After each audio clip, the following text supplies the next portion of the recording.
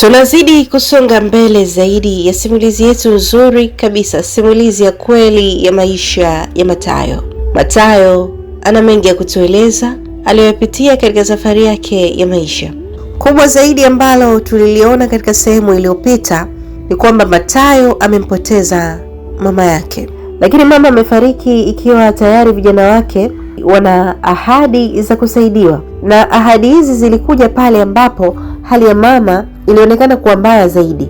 Na mpaka msiba unaisha, tumeona ndugu zake wengine na Mathayo tayari kila mtu ameenda kwa mtu wake ambaye ameahidi atamsaidia, lakini Mathayo amebaki njia panda. Maisha ya Mathayo yatakuwaje ikiwa shangazi ambaye aliahidi kumsomesha na kumuhamisha kule kijijini ili aende akasomee jijini Dar es Salaam hajatekeleza ahadi yake?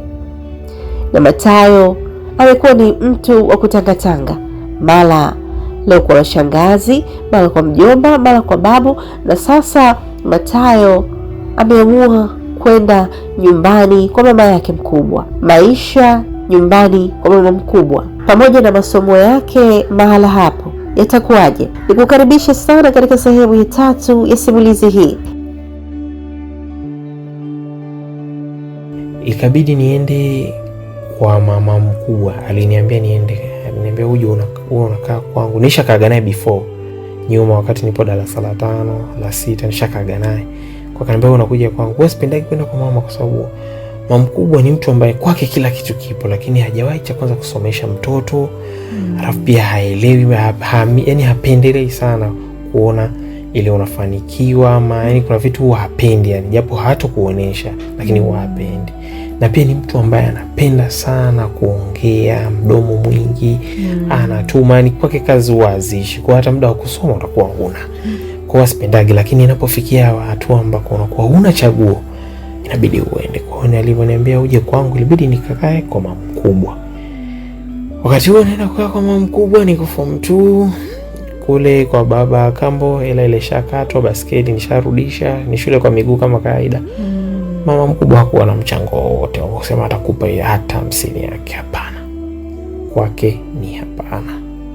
Atajua tutaamka asubuhi, tena akiamka asubuhi, ukiamka akiwa yashaamka, ukikutana naye lazima hiyo siku utachelewa. Atakupa majukumu ya asubuhi pale, kachote maji, fagia uwanja. Wakati huo just imagine unakuta umechelewa, umeamka saa 11, unakuwa saa 1 kamili utembee wastani wa kilomita 7 hadi 8, haraka uwahi kule kabla, maana ukichelewa tena ukarudishwa au adhabu. Lakini akiamka yeye akikukuta mmekutana, hajari. Utapima kwa kuna changamoto mpya ya kukaa na huyo mrezi nilikutana naye mama mkubwa. Kwa ikawa huku kuna mvutano kule, mke wa mjomba hanihitaji kwa sababu ya zile anazopewa. Kule kwa baba kambo, shangazi hataki kunisikia. Ukienda upande wa baba au shangazi ataka kunisaidia, ndo kama walishagoma kupokea simu, na mimi nikashaamua kuwa maskini jeuli sitowatafuta. Kwa nikaanza kulisukuma tena gurudumu upya kwa miguu shuleni. Kwa kuchelewa. Inabidi uchelewe, hakuna jinsi tufanya nini. Kwa ikawa elimu yangu mimi ndio hiyo kwa miguu. Yani ni ile mpaka kuna muda tulianza wanafunzi 188 wengi waliacha shule kwa sababu ya hizo distance, wengine wanaweka walitiwa mimba kwa ajili ya kutembea na bodaboda. Kwa vikwazo vilikuwa ni vingi sana. Vingi sana, nilipambana navyo. Hivyo naenda japo kibishi, unasema utafanya nini, una jinsi unapanda. So form 2 ile imeenda ikakaribia kufanya national assessment. Mtihani ule wa taifa form 2. Siku ilipigwa simu kusikojulikana. Ni yule shangazi aliyesema atanitoa. Akapiga simu. Shangazi akapiga simu, Mathayo, nataka nikuhamishe sasa. Unajua ni kitu ambacho kilinishtua sana. Kwa sababu nilishasajiliwa. Mtihani unakwenda kuanza wiki mbili mbele. Mtu anatokea from nowhere anakuambia nataka nikuhamisha, ambacho ni kitu hakiwezekani. Alafu mtu anatokea anataka kunihamisha. Nikamwambiaje, unajua sheria za shule zilivyo? Kwamba mwanafunzi akishasajiliwa kituo chake cha kufanyia mtihani kituo fulani, ngoja nifanye mawasiliano na mkuu wako, natakiwa uondoke. Akanikatia simu, akampigia mkuu wa shule, kapiga kila alikopiga, akaambiwa haiwezekani. Kanirudia. Nimejaribu kuongea na kila mtu, wameniambia haiwezekani. Nikamwambia ndio haiwezekani kwa sababu ni wiki mbili mbele naenda kuanza mtihani na kituo tayari nishasajiliwa. Haiwezekani. Hayo majibu niliyokupa mimi ni hayo. Basi inabidi uje usome tuition. Nikamwambia ni muhula unaendelea, sio kwamba tuko nyumbani tumelala tutaenda kufanya mtihani. Ni muhula unaendelea. Labda uongee nao hao ndio nichukue nitoke, lakini siwezi mimi kufanya maamuzi nitoke nije diet nisome tuition afu nirudi kufanyia mtihani huko, haiwezekani. Basi au itabidi uende private, inawezekana. Nikamwambia wewe fanya kila kitu basi. Tukaongea akasema ngoja asiane na shule private, nihamie hapo niende nikasome. Baadaye nikakaa nikafikiria, nikaamua nimpigie tu simu nikamwambia je, shangazi au acha nifanye huo mtihani kisha umaliza mtihani wa kuvuka, nishavuka ni form 3 ndio utanihamisha. Akaniambia hapana, sina uhakika kama utafaulu, unajua hizo shule. Haamini kama nilivyowaambia, haamini shule za kata sababu hakuwahi kuzisomea, kwa huwa haziamini. Kwa alisema mimi siamini kama utafaulu, yani hivi. Nikamwambia hamna njia yoyote zaidi ya hiyo, ngoja nimalize mtihani nifaulu, wewe utanihamisha nikiwa form 3 inawezekana, lakini sasa hivi hapa haiwezekani. Basi sawa, pambana basi usifeli, usije ukaniangusha. Haya. Nikajua labda atatoa msaada wote, labda mwanangu 10,000 hiyo ikusukumi. Hapana, kwa kweli alikata na simu yake. Na kwa kuzungumzia ukimya wake wala na hata deni la hiyo shule nilikuwa nadaiwa hakuwahi hata kuliwazia. So nikafanya ule mtihani. Mungu mkubwa, nilipata division 1, nilifaulu vizuri. Baada ya matokeo kutoka, ndio mtu wa kwanza kupiga simu. Alipiga kwa mkuu wa shule akamwambia matokeo yangu, akanirudia. Hongera, nimeambiwa umefaulu vizuri, kila kitu kiko sawa, makelele kibao. Nikamwambia Mungu mkubwa, nashukuru. Haya basi sawa, ukaze buti sasa, kila kitu kiende sawa. Sawa. Akakata simu. Mimi mawazo yangu alivyonitafuta baada ya zile hongera kwamba nakutafutia shule uhame, uje usome, lakini zile hongera zilikuja kavu. Hazikuja na chochote, hata kuniambia basi nitakulipia deni la form 1 na form 2 sasa unaingia form 3. Hapana. Mimi hayo madeni yote sikuwa nimelipa hata 100. Sikupeleka kifaa chochote wala kulipa hata 50 mpaka nafika form 2 ambao naingia hiyo form 3 sasa. Mheshimiwa akanitafuta hajajali. Mimi nikasema mambo yasiwe mengi kama kawaida. Msaada sio kitu cha lazima. Ni focus na mambo yangu. Mimi nikaachana naye. Kipindi hicho bado uko kwa mama yako? Kwa mama mkubwa ambako ni mbombo ngafu, kuna waka. Ila unapambana nao hivyo kwa sababu huwezi kuishi na mtu wa design moja. Maisha yanaenda kwa mama mkubwa. Ikafika kipindi unaumwa, unapata homa. Mama mkubwa ni mtu ambaye hajari sana kwenye hizi mambo, so inabidi uanze kutafuta watu wa karibu ambao wanaweza kukusaidia hata kukupa hela ya dawa. Ni mtu ambaye sipendi sana kwenda hospitali, na mtu ambaye Mungu amenijalia kwa siumwi mara kwa mara. Mungu anapokupa kitu ana makusudi yake. Kama ningelikuwa ni mtu wa kuumwa mara kwa mara, ningelikuwa nishafariki, kwa sababu kulikuwepo mtu wa kunisaidia. Na waga nikiumwa huwa sionyeshi udhaifu wa kuumwa. Mara nyingi sana huwa sipendi kuumwa. So waga nikiumwa utanikuta nafanya mambo yangu kama kawaida, sionyeshi udhaifu. So unakipindi unaumwa kule kwa mama mkubwa, unapokaa hajali, hawazi wala hajishughulishi. Sasa unakuta unaumwa, basi unaambia mama naumwa, najisikia vibaya, sitaweza kwenda shule. Sawa, unapumzika nyumbani. Umetulia zako, umeamua pumzike. Hukwenda shule, unaumwa, umepumzika. Yeye anapiga simu kwa ndugu zake. Yaani huyu kijana neka naye wala nisaidie chochote. Yaani ameingia tu ndani amejifungia amelala. Lakini ukumbuke hapo hujaenda hata shule. Hizo ndio changamoto ambazo unakumbana nazo. Yaani upo kwa mlezi, unaumwa, unatakiwa uende shule, hukwenda, umeliziki hukwenda kwa sababu unaumwa. Then anapeleka malalamiko, hutaki kumsaidia kazi zake. So inabidi utoke kitandani ukiwa vibaya, hujanywa dawa, hujala, ukaanza tena kupambana na majukumu yake. Unaamua kufanya hivyo kwa sababu huna plan B. Kwa kwenda kwingine huna, inabidi ukubaliane naye. Unaamua kupambana, unapambana hivyo, unaumwa, unapambana. Niliumwa kama wiki, niko form 3 hivi mwanzoni pale. Niliumwa kama wiki, sio kawaida yangu kuumwa wiki nzima, ila niliumwa vile kwa sababu majukumu na maneno kwa mama mkubwa kule nilikokuwa nakaa alikuwa mengi. So homa ikaa imepanda vibaya. Ikaamua aliwalo na liwe napanda kwa mjomba. Mjomba hakuwa ananikataza kwenda, mke wake ndio alikuwa changamoto. Mimi nikasema yule mwanamke nitapambana naye hivyo hivyo. Nikaenda kwake hivyo hivyo. Nilifika bahati nzuri nikuta na mjomba. Kwa mjomba nimekuja kule siwezi kukaa na umwa. Hata shule sikuenda na wiki nzima. Hajari mimi sijanywa dawa. Waga akiwaga na mjomba kwa pamoja, mke wa mjomba huwa anakuwaga ni malaika mmoja mzuri sana. Hapo haraka haraka kaenda akasema wewe leteni kanueni mseto huyu aanze kunywa atakuwa na malaria tu. Ni mke wa mjomba ndo anatoa tamko, anatoa na hela. Kwa hiyo nikatibiwa pale mpaka nikapona kwa sababu mjomba yupo, mke wa mjomba yupo, mambo yanakuwaga vizuri. Ila akiwa hayupo mara nyingi huwa akaage hapo sana, mambo yake ni ya shamba. Kwenda kusimamia mashamba yake. Kwa akiwa hayupo ndo kisanga kinaamka. Hakuna vituko utaacha kuviona. Hakuna eka duniani utaacha kuiona kwa huyo mwanamke. Vimbwanga na vitimbwe visivyoisha. Lakini unapambana navyo kwa sababu ndio nishalelewa hivyo, na pia hakuna sehemu ya kwenda. Una chaguo ni kuamua kuishi kupambana. Huko naendelea na kwenda form 3 form 3 ni darasa gumu vibaya mno. Kwa nikawa napambana juu chini. Wakati huu unachukua masomo yote, unachukua science, unapambana vibaya mno. Usije ukadrop ukafeli. Unapambana matokeo yawe vizuri. Ni kwa ajili yangu binafsi, sio kwamba eti nifanye vizuri fulani aje, no, kwa sababu wale kunisaidia tayari kila mmoja alishachukua njia yake. Nikapambana ile form 3, nikapambana, bahati nzuri Mungu mkubwa nikafaulu kwa wastani wa division 2 kuingia form 4.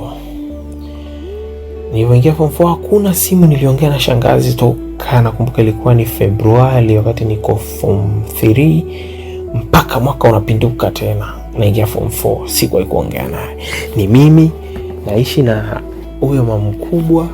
Wakati huo nilikuwa ni kwa mjomba, kwa mama mkubwa nilikuwa naenda, yani unabadilisha. Ukiona huku amekupelekesha sana, unaona this is too much, unaamua kwenda kwa mjomba. Kwa mjomba umegongeka sana, unaenda kwa mama mkubwa. Unaona Mungu nipambanie la yote, unasema kuna sehemu nikifika haya yote yataisha, ila ngoja nipambane. Kwa hiyo unaenda unapambana huku unapambana huku. Ikatokea nakumbuka wakati niko form 2 mwalimu wa mathematics shuleni kwetu alikuwa ni mtaaluma mkuu.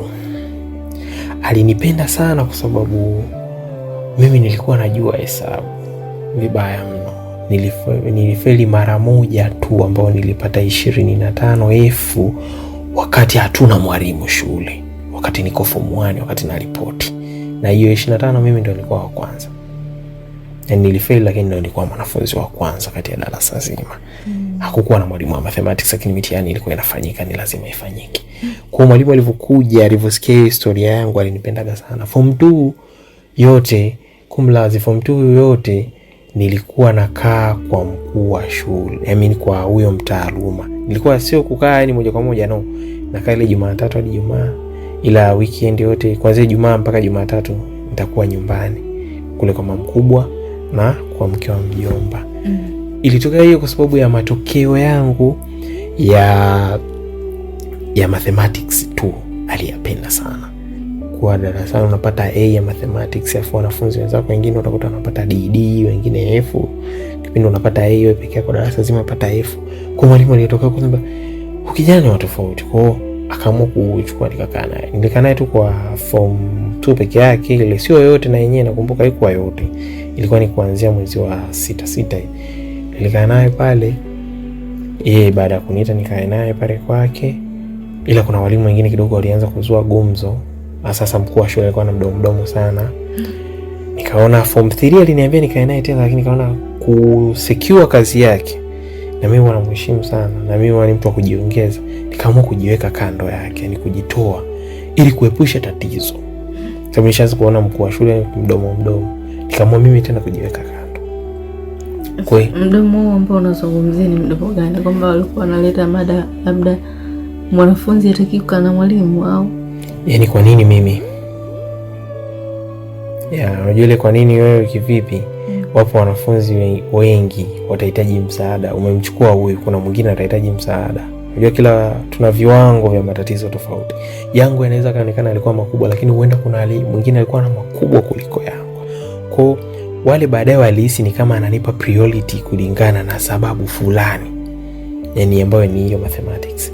Na pia matokeo kila nikisahishiwa ninapata A, afu ile nikiwa nakaa naye wakahisi sometimes labda ananiwekea, lakini haikuwa hivyo. Ilifika hatua mimi mtihani wangu ulikuwa unasahihishwa na walimu wa mathematics shule nzima. Walikuwa wanasahihisha, wanagawana maswali. Utasahihisha la pili, utasahihisha la tatu, lakini hivyo hivyo matokeo yalikuwa yanatoka ni A vile vile the same. So lakini kulingana na ule mdomo ule, kwa nini huyu, kwa nini hivi, mimi nikaona mambo yasiwe mengi, kwa sababu ule ni mkuu wa shule. Anaweza kuamua chochote tu, akaamua bana, walimu wa mathematics hapa kwangu mimi huyu simtaki, au hata akamshusha vyeo au akamfanyia chochote, anaweza kumfanyia sababu ni mkuu wa shule. So mimi nikaona mambo yasiwe mengi.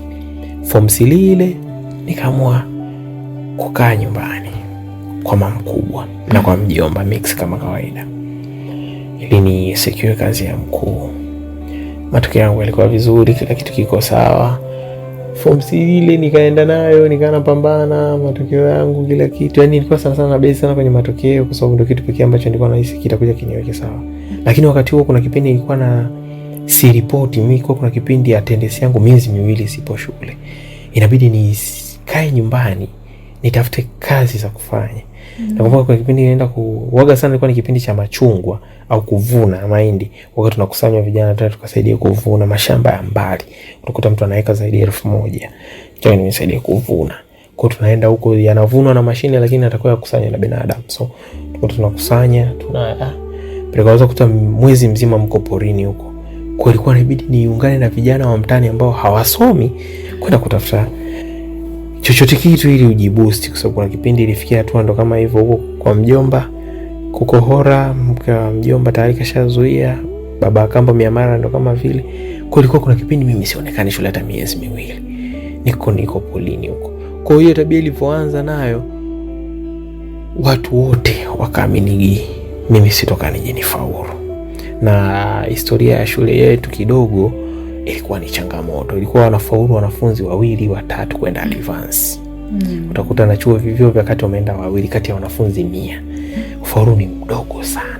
Lakini mimi katika nafsi yangu nilikuwa naamini ufaulu ni mwanafunzi, sio shule. Kwa hiyo nilikuwa mimi mwenyewe nikipata muda wangu wa kukaa chini, hata niko kwenye mind, utakuta niko na karatasi kangu najikumbushia vitu vile vitatu, kwa sababu naamini ufaulu ni mwanafunzi, sio shule.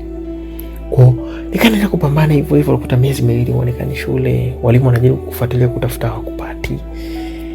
Madeni hapo kibao. Kuna muda ilifika tu mpaka atakaga kunifukuza, lakini yule mwalimu wa taaluma ambaye alikuwa wa mathematics aliniwekea mgongo. Na bahati nzuri kuna walimu wengine walikuwepo pale, walimu wa historia na baadhi ya masomo walikuwa wananikubali sana, kwa sababu mimi ni mtu ambaye hata ukikaa na mimi dakika 2 utanizoea.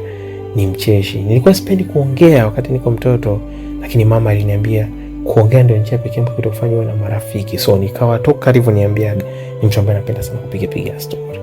Kwa hiyo hata ukikaa na mimi dakika 5 tu lazima tutakuwa rafiki na mimi. Kwa hiyo nilikuwa napendwa na walimu wengi kupiga story hivi na hivi, kwa sababu ya ile hali yangu ya charming, yani kuwa mcheshi sana, na ile ya kupenda kuongea na watu, kujichanganya. So ikatokea issue, mkuu wa shule akataka kunifukuzaga, walinikingia mgongo. Baadaye akawaomba walimu wa science wanipunguzie mzigo, yani wanifanye ni drop yale masomo, yani ili mradi tu kunipunguzia mzigo kulingana na mambo yangu. Maamuzi aliyafanya yeye. So mimi nilipokuja nikaambia walimu wa science, no, naweza. Walitaka kweli kunitoa. Baadaye niliomba sana kwa mwalimu wa chemistry na physics, naweza jamani, msini naweza, naomba ninaweza. Hiyo baada ya kutoka shambani sasa. Baada ya kutoka shambani miezi 2 polini huko, sikuonekana shule. Baada ya kusoma kesi nataka kufukuzwa, wakanitetea. Ikaja issue kwamba kupunguziwa hayo masomo. Nikamwambia naweza. Wakanipa mtihani, nataka nifikishe max 50 tu, nitaruhusiwa kuendelea. Just imagine umetoka polini miezi 2 unapewa mtihani wa physics. Umeshiba huko heavy form 3, form 1 mpaka form 3. Kwa mtihani wa physics na chemistry nifikisha 50. Bahati nzuri Kwa soma nilipata 70 kama sikose kwa 72 kama kwa 70 kitu hivi. Nilikuwa ni kwenye 70, range ya 70+. Kwa nilifaulu vizuri tena nikamwambia basi sawa utaendelea na masomo kama kawaida. Kuyatetea nilifanya mtihani peke yangu kwa ajili ya kubaki na hizo medals. Kwa Mungu akasaidia mambo yakakaa sawa. Kwa form 3 nayo nikaambiwa nisiwe napotea sana. Nikiwa nataka kuondoka kama hivyo nitoe taarifa hata kwa yule mwalimu wa mathematics mapema kabla sijapotea. Basi hamna shida, nitafanya hivyo. Kwa ikawa ndio hivyo, kuna kipindi naenda namwambia mzee nimepata dili, inabidi niende sina hata 100. Sometimes nakwambia dili shilingi ngapi, naambia naweza nikalipa hata 30, ananiambia basi usiende mimi nitakupa hiyo 30. Naambia kweli nitakupa hiyo 30 usiende. Mimi ni mtu ambaye sipendi kupokea hela mtu. Naambia hamna bana fadha, usiende mimi nitakupa. Hamna sitochelewa kurudi, hamna hivi. Usiende basi sawa, na kumzuga ile unafanya sawa, kesho unaenda. Ili mradi tu usipokee ile hela yake. Sema tu kitu tutakachojitahidi utaenda kule utaomba ruhusa. Jamani, naomba ni raundi tusikae sana, tukae wiki 2 au wiki 3, tusizidishe sana. Nitafukuzwa shule. Kwa kule unaruhusiwa. Kwa sababu wale ninaoenda nao wenzangu sio wanafunzi. Ni watu wazima wa mtaani. Mimi ndio mtoto peke yangu ambaye nitaungana nao. Wale wengine watakuwa miaka 30 na miaka 40. Mimi peke yangu nitakuwa miaka 17. Kipindi hicho huko kwa mama mkubwa na kwa shangazi na mjomba walikuwa wanaruhusu pia wewe kwenda huko shambani kwa kipindi chote hicho? Ni watu ambao hawajali kuhusu wewe. Hata ikitokea umeanguka umekufa, swala lao ni kusimamia mazishi basi. Kwa ni watu ambao walikuwa hawataki hata kuelewa bana, nenda. Cha muhimu ni kama vitu vya karibu kupo umemfanyia, umeondoka, kwa sababu haupo kwake, hautumii chakula chake, hutumii chochote ambacho ni chake. Wewe utajua wewe. Hata umekufa kwake hilo hataki kujua. Kwa hiyo unaondoka, hakuna mtu anayejali upo umelala ndani, umelala wapi. Hawajali. Wale wanaojali wote walishafariki. Kwa no out unaamua ndio ukajilipue huko kufanya kazi, naondoka sometimes nje ya mkoa kwa ajili ya kazi. Ni riziki sana kwa umri wangu wa miaka 17 kwenda nje ya mkoa kufanya kazi, nje ya wilaya mbali kufanya kazi. Lakini no out, hakuna jinsi. Inabidi uende kwa ajili ya kupata chochote kitu, urudi uendelee kujishikiza. Na watu wa kusaidia wapo, lakini ndio hivyo, msaada sio kitu cha lazima. So unaamua unaendelea kupambana. Sasa kama hivyo, kama yule mwalimu anakubembeleza hivyo, usiende nitakupa hela, ukuchukue unaenda, ukirudi unaenda kwake kwanza kumomba msamaha, unaambia lakini mama alinifundisha siwezi kupokea hela yako. Samahani lakini unajua nimekosea, lakini mama amenifundisha siwezi kupokea hela yako. Nakumbuka nilikuwa mwezi wa 5 nilikuwa nimefanya hiyo issue. Alikuja akaniambia, "Tunaelekea mitihani ya midterm. Matayo, ukirudia tena umeondoka hata wiki moja, tutakufukuza raundi hii. Hatutakukingia mgongo." Kwa kutoka hapo ilibidi niachane na zile kazi za kwenda kupakia mizigo mbali au kwenda kukaa zaidi ya siku 2. Nikaacha. Nilikuwa naenda ni kazi ya mara moja, tunaenda kupakia machungwa fuso moja siku tunarudi. Na ni ndani hapo sio mbali. Hata kitokea emergency unarudi chapo. Kwa hiyo nimeachana ile distance za kwenda mbali na safari nyingi nikapunguza. Mimi ni mtu ambaye nilikuwa nakaa na vikundi vya ovyo vingi sana, lakini Mungu mkubwa sijawahi kuharibiwa na hivyo vikundi. Vimeharibika kweli, wengine wanavuta bangi, wanavuta sigara, wanalewa, lakini mimi sijawahi kutumia chochote, lakini nakaa nao kwa sababu ni watu ambao wanakupa dili. Inabidi ukae nao kwa ajili ya madili. Huna jinsi, kweli hutumii chochote, na niliweka nadhiri mbele ya mama, sitokaa nije nitumie kilevi cha aina yoyote. Whatever it takes, sitokaa nije niguse.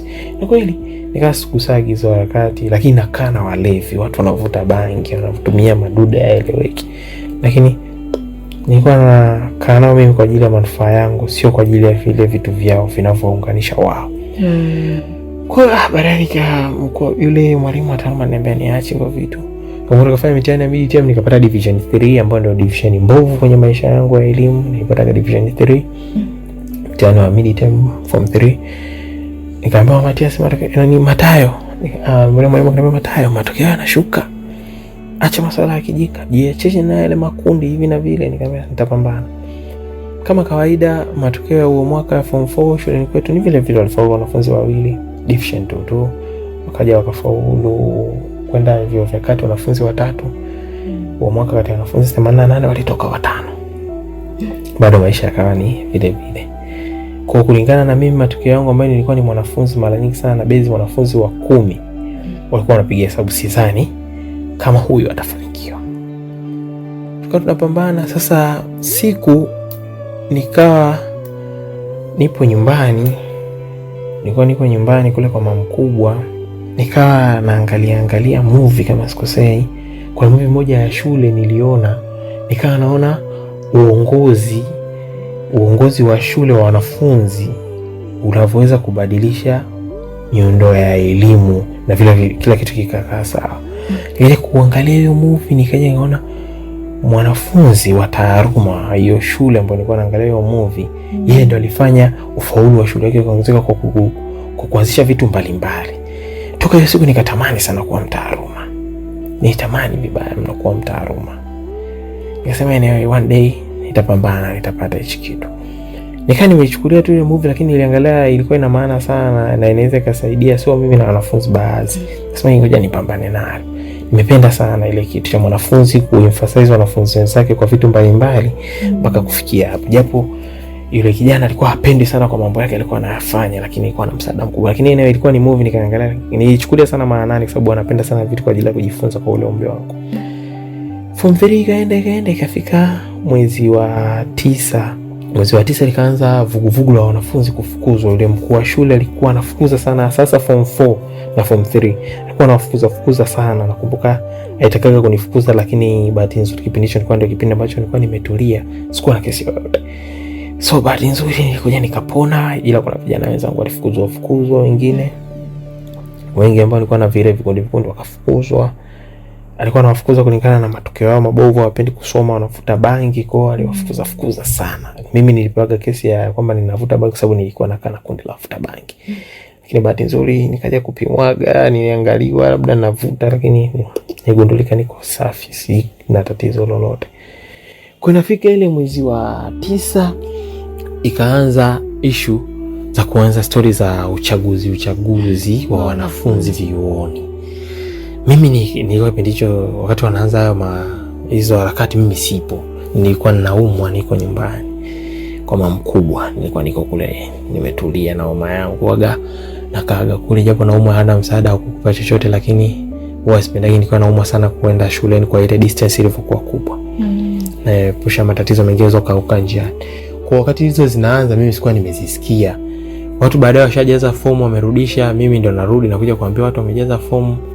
Watu washajaza fomu wamerudisha, fomu za uongozi wamesharudisha.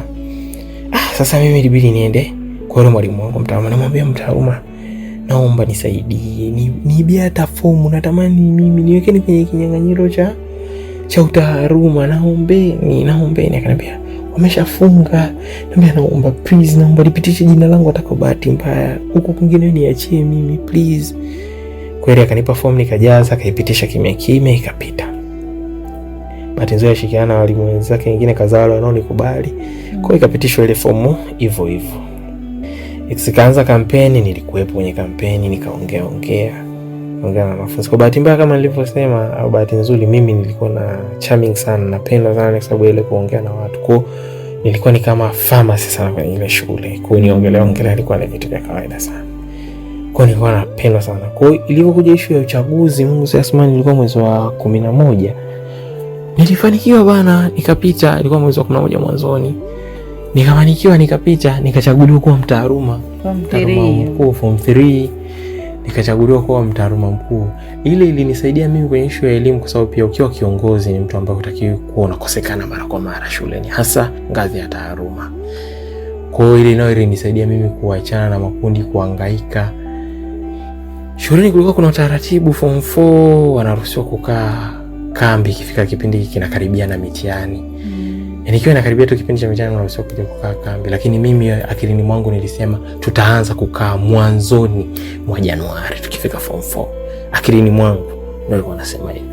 Na ilikuwa ni kwa sababu inawezekana kama wazazi wetu sisi watakubali kwa sababu ni tunajitegemea. Kwa akilini mwangu mimi nilikuwa naniambia hivyo. Nikasema anyway, hili swali nitalipambania. Japo mimi sasa kwangu ingekuwa changamoto sababu sina msaada, lakini akilini nasema nitapambana nalo. Nimechaguliwa yeye kama mtaaluma. Nikafaulu kwa division 2 kuingia form 4. Matokeo yakarudi tena vizuri. Mambo yakaanza kwenda sawa, nikaanza kuingia kama kiongozi nikiwa form 4. Matokeo tena nilibadilisha mfumo wa usomaji kwa madarasa ya mitihani wakati nipo form 3. Ambao nilimuomba yule mwalimu mtaaluma, naomba tufanye hivi, madarasa ya mitihani yapunguziwe kazi zote za siku. Madarasa mawili ambayo sio ya mitihani, ambao ni form 1 na form 3, watafanya wao, tutawagawanya. Alafu form 2 na form 4 wao wapunguziwe haya majukumu, wao muda mwingi wanakaa kusoma. Ile ilisaidia sana. Huo mwaka matokeo kidogo yaliimprove, ambao huo mwaka walienda advance wanafunzi 5, wakaenda vyuo vya kati wanafunzi 12, jumla walikuwa 17. Kati ya wanafunzi 107 walikuwa kama sikosei. Kidogo ile ilivyokuja kuleta vile, mkuu wa shule alifly bila kujua kwamba ile idea ilikuwa ni ya kwangu.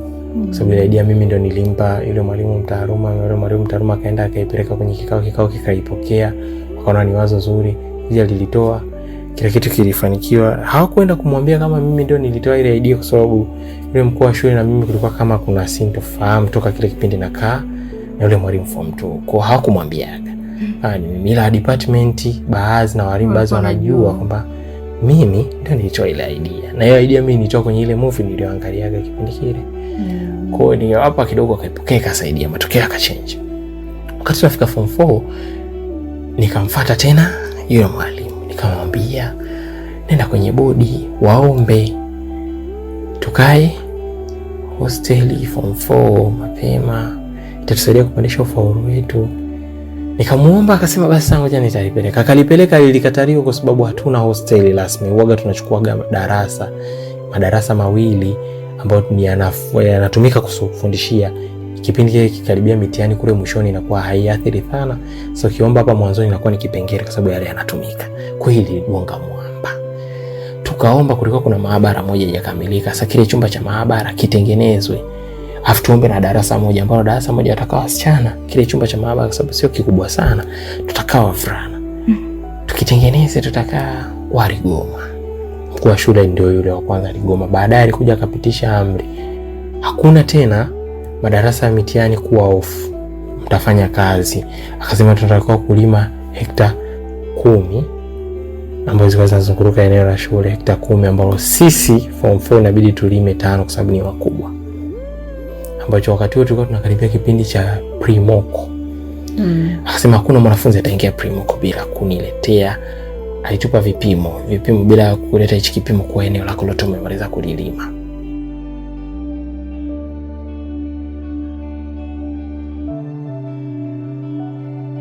Tunaweka nukta hapa katika sehemu hii ya 3 na nikukaribisha sana katika sehemu ya 4 ya simulizi yetu.